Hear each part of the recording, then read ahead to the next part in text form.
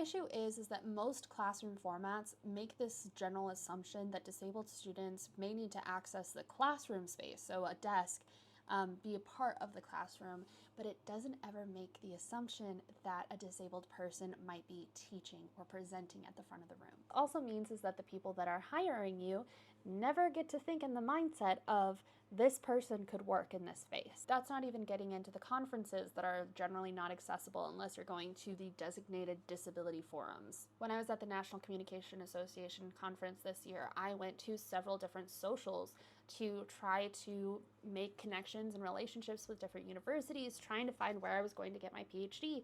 And my friend and I actually ended up having to leave one of those locations because it was so inaccessible. I couldn't get in the door unless I left my wheelchair outside, which I was not going to do in Washington, D.C.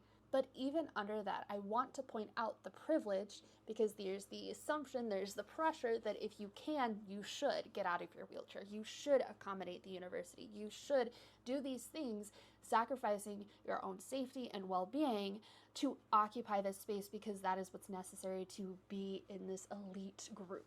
Next barrier I want to talk about are the mental health barriers, because there's this underlying assumption in graduate school that to be in graduate school is to suffer, and that you need to suffer in order to actually earn your degree. I'm not trying to suggest that being in grad school should be easy. It's not easy. It's going to be hard. There's going to be difficulties. There's a lot to be put on you, and there's a lot on your shoulders, but there are certain things that graduate students have to go through that almost feels like a hazing, that you got to stay up all night and work through the night, and you got to do all of this, and you got to meet these deadlines, and you got to do this and that and that.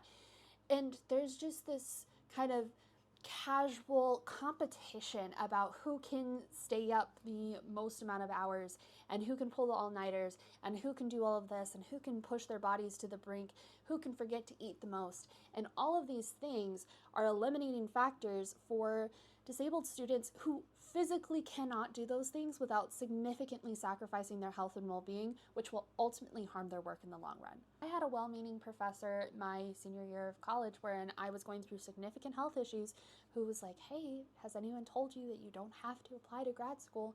And I was like, this is what I want. This is what I want to do. And I'm going to be struggling, and I put myself through too much. Please, please, please listen to me. Take care of yourself. It's so, so important in grad school. Don't do what I did, which ends up burning you out and you have to take a 2-year hiatus.